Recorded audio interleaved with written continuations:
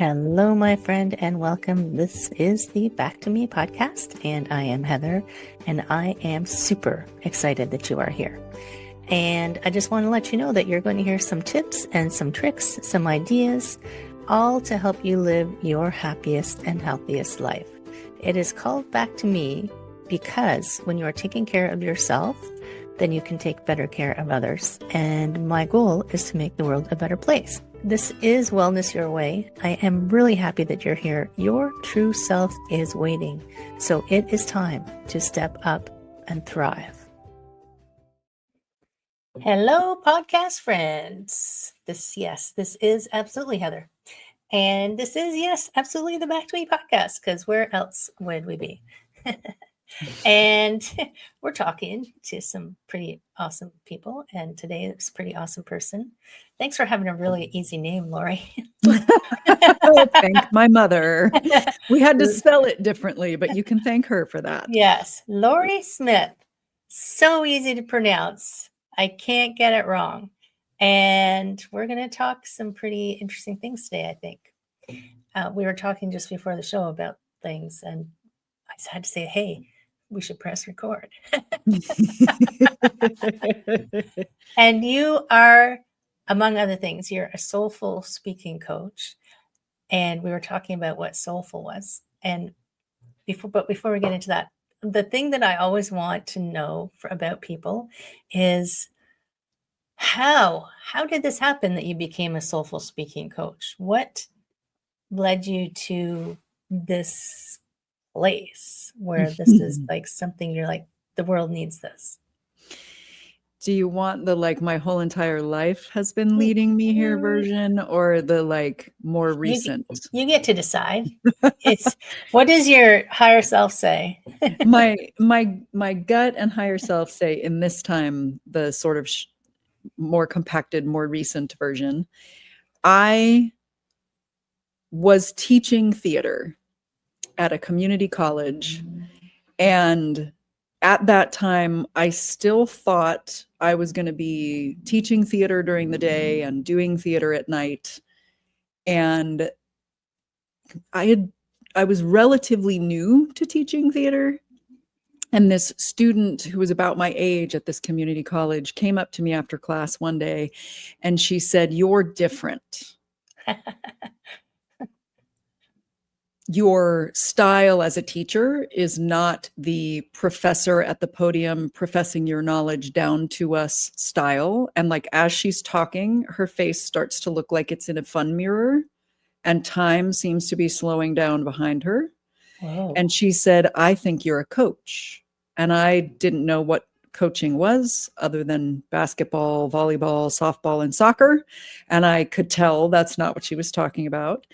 And she said, when you are in it and you're trusting yourself, you look like you're reading people's minds and you're drawing the best performances out of them. You wouldn't know that because I'm in the other classes with them and you're not.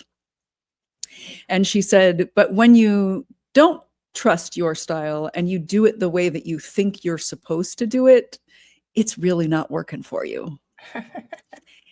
And I took down the information about this coaching school, and I went and I paid full price and I signed up just for the first class.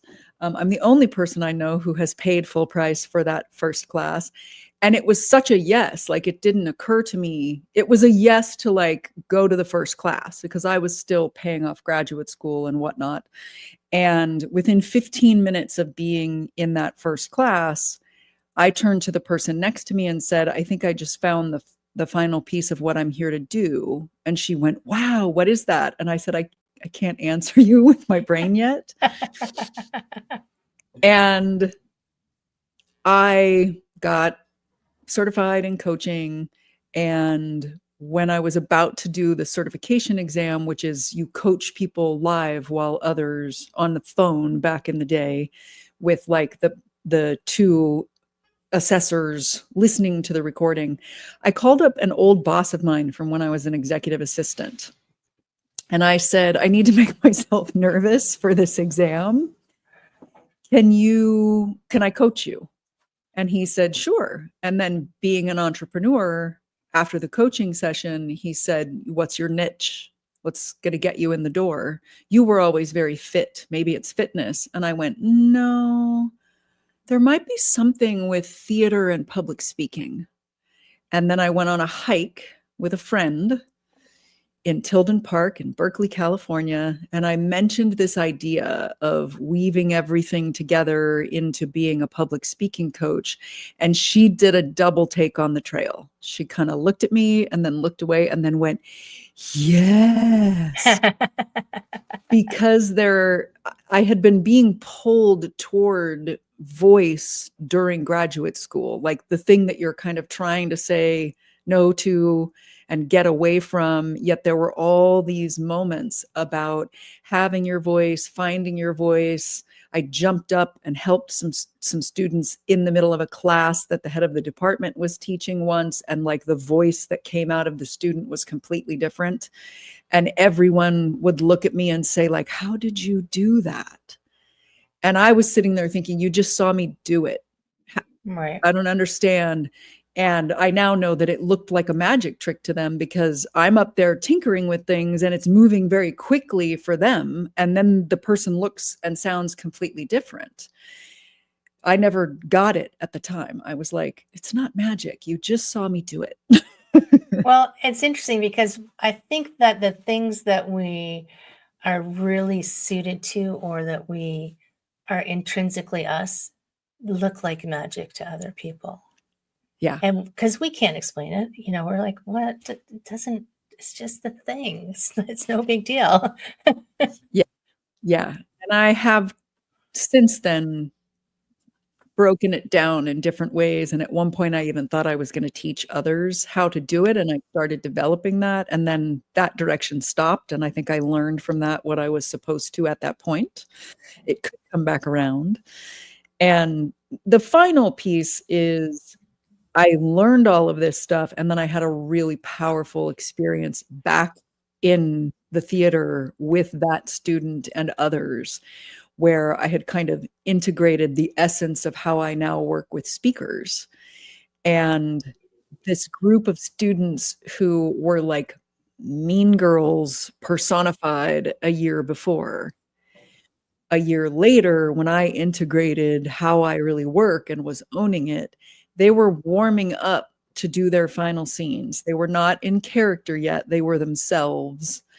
And they looked like beaming beings of light and energy and love to me. And they were all, for the most part, supportive of each other. And I was sitting in the corner with tears streaming down my face. And I thought, this is amazing. I want more. This shouldn't just be for actors anymore. And that was the call to go, okay, I may still work with actors, and there's this other place of help the leaders actually speak in a way where they are connected to their purpose, they are connected to their soul, and they're in the body, and all of the wisdom there and the sound that is coming out of their bodies vibrates in a different way and touches people's bodies in a different way, so that we can usher in the change that we want to usher into the world at this time. Right. I am remembering. So for people who don't know, Lauri and I are in the High Vibe Soul Tribe together. And one day I asked you what it meant to talk out your ass. Because I had heard secondhand from someone about how you work. It was Jenny, and my memory of it was talking out your ass. I'm like, that sounds really interesting.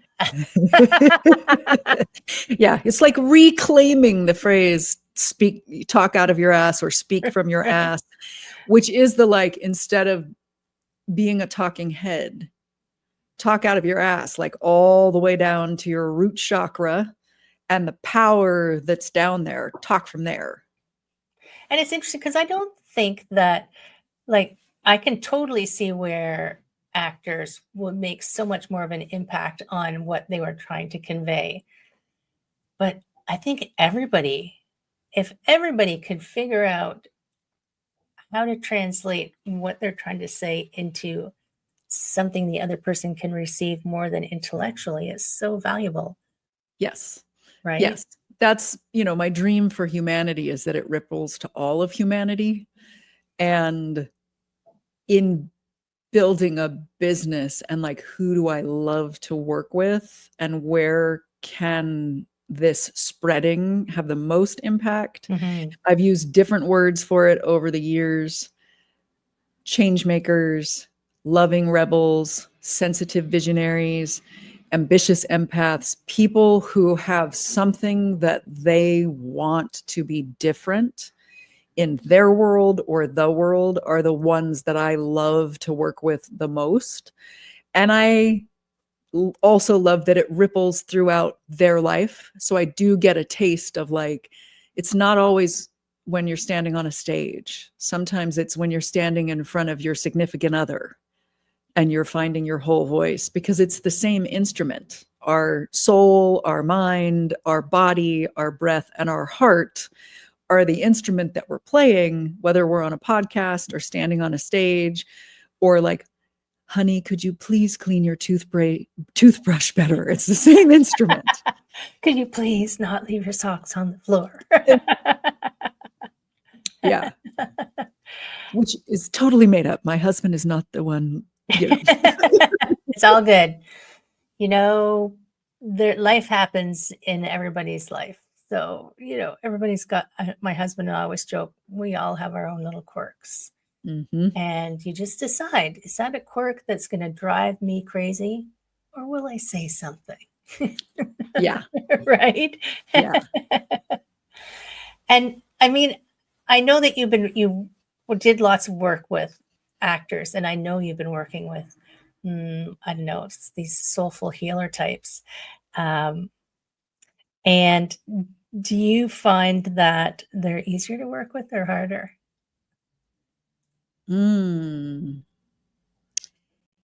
It's not as universally based on like the role.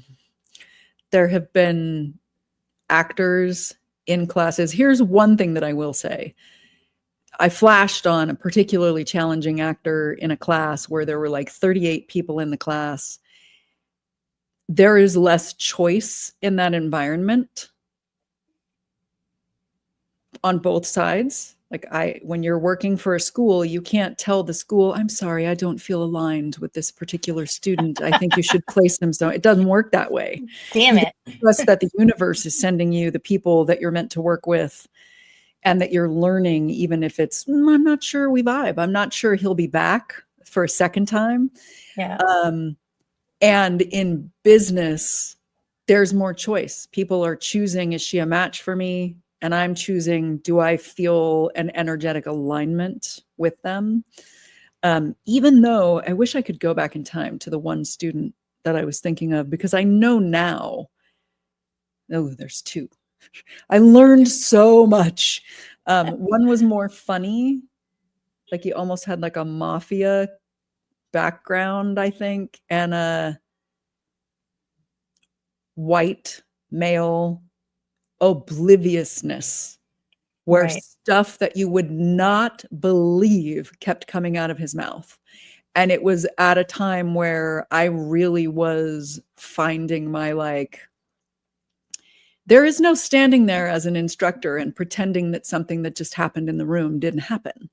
It is my job. And one time I think I said, I don't remember his name now, I have to tell you that what just came out of your mouth was incredibly offensive. Are you aware of that? And Right. he went, what? No, so lots of learning from that. I was thinking about, because in some ways you would think, all of the on the soulful, like the healers, the empaths, they're in some ways more in tuned, but some ways, like the guy who had no idea he was being offensive, in some ways they can't see what they can't see, right? Yeah. They think they're totally in tuned, And then you point something out, they're like, what? Yeah. And to his credit, because early teaching versions of me would have stood there and been like, I'm going to pretend he didn't just say that. Even though you can feel the ripple through the room and you can feel the other students. I know in my brain, they don't feel as safe. It's like there's a cringe ripple that happens. And the cost of letting the cringe ripple go is that the other people in the room don't feel safe. And I had all kinds of assumptions about what response I was going to get each time I addressed when one of these cringe ripple bombs would come out of his mouth. And over time, he just needed someone to actually tell him, which became my job for that 11 weeks that we were together. And watching him, oh, really? That's another one? And like going and grabbing a pen and writing it down. Kind of wonder I guess, what he was exposed to as he grew up. Nobody ever told you before? Yeah. Nope. I don't think anyone ever told him before. Everybody's got something different. So, so when you are working with people, because I know you've got a whole program of things, and I just looked at my list of things not to forget, and you have a podcast. I do have a podcast. Oh, Heather, don't forget I didn't write it down right. Is it Soul Speaking or Soulful Speaking? Soulful Speaking. Soulful Speaking Podcast. And we were talking about podcasting and, reaching people and helping people become aware. I see podcasting and speaking as helping people become aware of something that they have not. They don't know. They haven't heard. They haven't encountered something new for them to realize. And I don't know that there are a lot of podcasts on speaking, and maybe it's just not in my wheelhouse. But have you found that there's more movement towards awareness around the energy of speaking, or is this all your magic? I feel like things come in waves. A mentor said that to me years ago. So I've been in business for 17 years. It is way more common. So in the beginning, people only talked about what went in the script. What are you going to say? And I was like, but how you embody it is where the gold is. Right. And now, 17 years later, there are a lot more speaking coaches talking about how you embody the words that come out of your mouth. Beyond 17 years ago, speaking coaches would get on stage and do it and say, do it like that. And I was sitting in the back of the room going, oh, God. Incidentally, that happens in theater too. Like theater directors, especially like old school, get up and do it and then tell you to do it like that. And it's like, I don't have the same instrument as you. So what is your note? I talk with my hands too, but find a way to give me your note that's not that. Right. Far more people are talking about energy in the world in general. So I do feel like I'm part of a wave, and maybe I'm on the leading edge of the wave that's talking about energy and transforming the energy in the room when you speak. When I got this call to create a podcast, I went and looked. And most of the other speaking podcasts that were out there were what I call industrial speaking. One way to do it, one size fits all.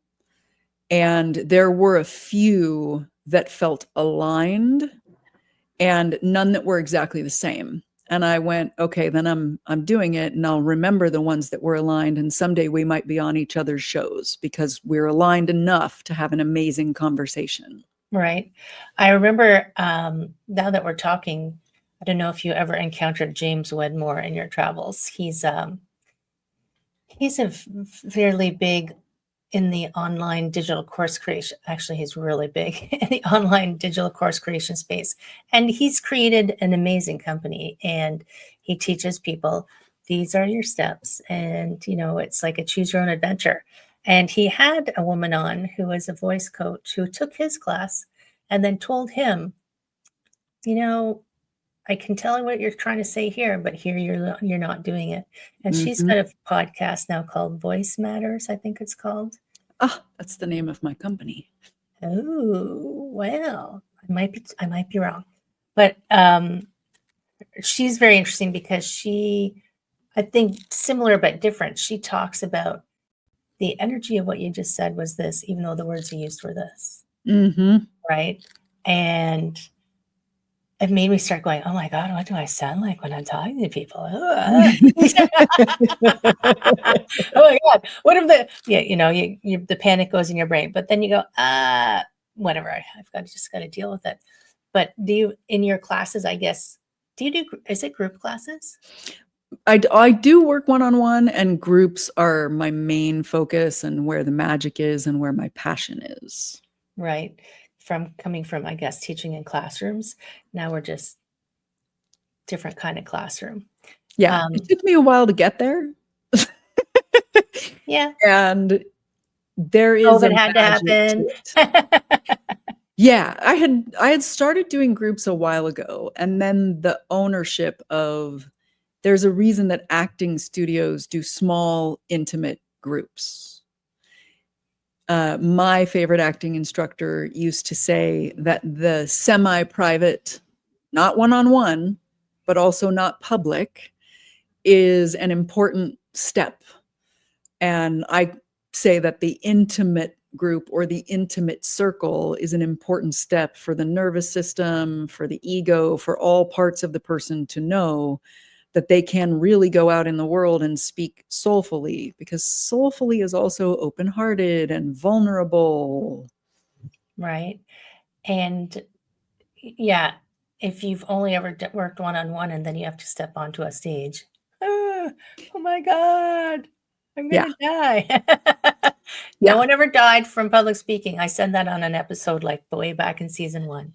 No one ever died from public speaking that I know of. Yeah, but all our bodies, or a lot of our bodies, think we're going to. So when you're working with people, do you find that it is that fear that's the biggest thing you're working on, or is it getting out of the like this internal vision of what it should look like? Or I would say it's all mixed in there. So some people have fear and they haven't done it a lot. And some people have suppressed and done what the rest of the world is telling them to do, so that they've actually turned to stone.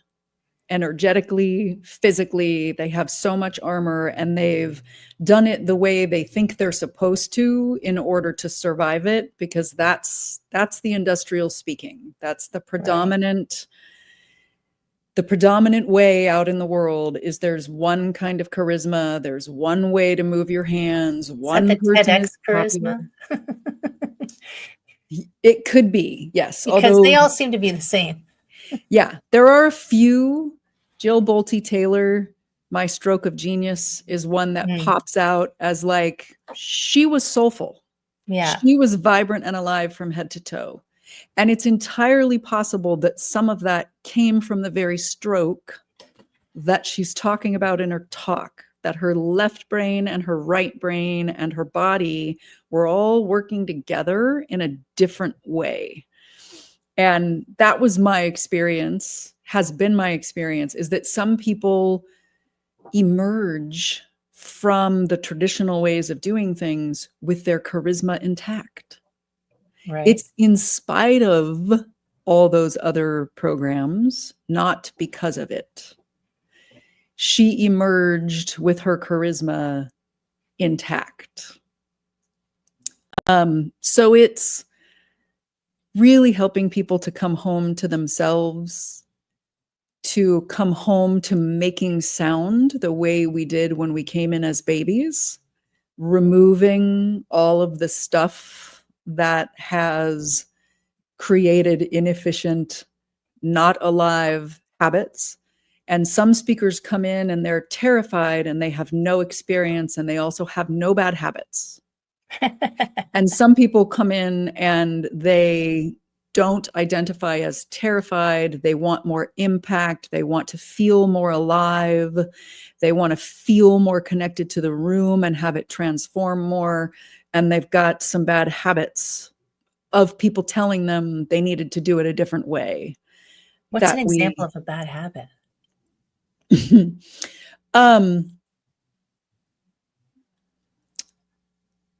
Putting on a smart mask, or like there's 5 masks that we can wear. One of them is called the heady hipster. So there's a voice inside that has said, speakers are smart. And I'm afraid I'm not smart enough. So I'm going to put this like protected heady hipster mask on where I know exactly what to say. And I'm speaking from the head and I'm putting in a lot of science. And my body is like a little protected and closed off. All the habits are in some way closed off, right, rather than open and deeply present and connected. Peppy pleaser is another one. That's the one that Jenny had. I'm allowed to say that because she came on my podcast. Where it's like you feel like you have to earn the attention. And for all of the masks, there was a trait that the person had innately that got accepted and rewarded that starts to become the only thing we're showing the world. Right. Rather than, yep, mine is passion. So it created like a deranged mannequin mask where I was working way too hard and kind of trying to convince people more like a really, really passionate DA. So mine was like part heady hipster, part deranged mannequin. I love the names. Thank you. I don't think I've ever convinced anybody from there of anything. If you're a deranged mannequin, I'm running away. I've seen too many horror movies. Yes. Yes. It on me, it's like I'm very tight, I'm leaning forward, and my eyes become so intense that was what happened. People were repelled. Right. So it's that like polish is the word that comes to mind that used to be like the more positive thinking word that suckered everybody into that. Right. Polish is one color and it's made me really hate the word. I didn't see it as a color, but that's because I'm an artist and I'm trying to go, what colors would I mix to get that? Yeah.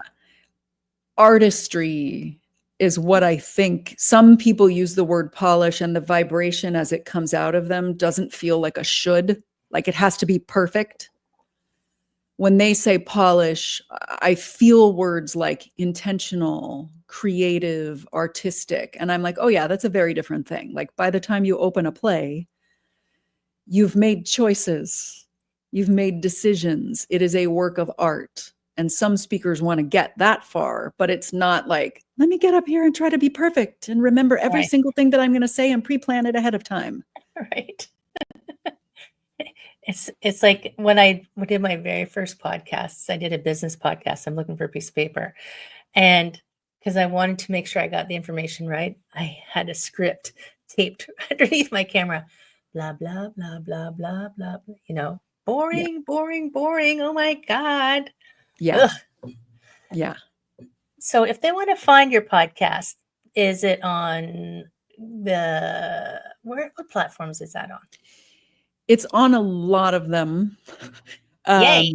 Apple, Spotify, and YouTube would be the biggest 3. And it's going, if you like iHeartRadio, it's going out to that one as well. Cool. That's awesome. Yeah. By the time this airs, I'll be there too. Yay. And what is your website? My website is voice-matters.com. Hyphen is like a dash? Yeah, voice-matters.com. Okay. Yeah. My brain suddenly couldn't remember what a hyphen was. I apologize. That's awesome. Like, humans are such interesting animals. And until we go back to, the world where we don't communicate by speaking. Maybe we can get to telepathic somehow. This is like a super important topic, because even conversations that I have with my husband, who we've been married for 20 years, sometimes he doesn't understand what I'm talking about. Communication is super important, friends. Yeah. And there is some telepathy-ish energy happening. So I'm going to give 2 examples really quickly. Okay, yeah. There was a woman in a workshop over a decade ago. English was not her first language. She had soul suckers around that. And when this woman spoke from her heart, connected to the room at the end of the workshop, she had everyone in tears. And she said very few words. She was not looking to be smart. She was looking to communicate what was in her heart and soul. And she spoke and then said, "Do you understand?" And the whole room was like crystal clear. Some of that is not coming from the words. It's coming from the energy behind it, which might be what telepathy actually is. Right. The other example I have is toward the end of her life. My mother was hard of hearing for decades. And toward the end of her life, I started doing this work. So I was with her at Christmas time one year, and I had that habit of like yelling at the person who can't hear you. Yeah. And I was like, wow, I just challenged everybody on my list to do something differently with their family. So I'm going to do my own homework assignment. So I would say something and she would go, "What?" And I would feel the urge to just yell louder, back up. What's my intention? It's connection. Breathe and say, "Can you hand me the remote?" Half the time it didn't even come out louder. It's like it came out with less static of like, "How come you can't hear me?" in the way. It was boom, connection. "Can you hand me the remote?" And funny little things about Downton Abbey. And I would say like 98% of the time that year when I would repeat myself, she heard me just about every single time. That's amazing. Yeah. So it's not louder. It's just clarity. It's like, remember when we used to have to tune the radio dial? Yeah. That's one of my favorite metaphors. It's like, Right. shh. And then it's suddenly clear. Yeah. Amazing. Wow. You are doing some pretty epic work in the world, my friend. And I appreciate you for coming and talking to me, and for sharing, and for transforming people's communication. So good. Thank you. Thank you. But before you go, the guest always has the final word of wisdom. Oh, God. God. Oh, God. You do, what are they called? Pivots. I do the final word of wisdom. Yep. Yep. It can be more than one word. Trust is the one word. Trust yourself. Trust your way. Trust that your voice matters. Trust that your voice is needed. And trust that it's easier than you think. Yes. And then we'll have a big old boom, mic drop. That's amazing. Thank you so, so much. Friends. Yes. Go ahead. I was just going to say you're welcome and thank you very much. Thank you. Podcast friends, send this out into the world. We need to have our ripple turn into a tidal freaking wave, right? That's my goal, is to turn my ripples into a tidal wave. So send it out, and send me some hearts. I will talk to you next time. I won't do it on StreamYard. Bye, friends. Hello, my friend. I hope you enjoyed that episode. And if you found it useful and you're like me and you want to help others, please share this, comment, like, subscribe, all of those things that will help this podcast to be found by more people. And if you found it useful, there's a chance that someone else will find it useful as well. if you ever have any questions, I am here to answer your questions. I would love to help you. My direct email address is info@heatherstewart.coach. You can also find me at heatherstewart.coach. And if you go over to my website, you will find copies of the podcast. You'll find the link to my Instagram and my Facebook. And I do have a personal request because I do want to help as many people as I can with these podcasts. So if you could give me a review, and my friend, I would love if you gave me a good one. If you could share this, if you could send it out into the world, I would truly appreciate it. I hope that you have an amazing day. I hope that you are finding your way back to wellness by getting back to me. Take care, my friend. Be well, and we will see you again next time.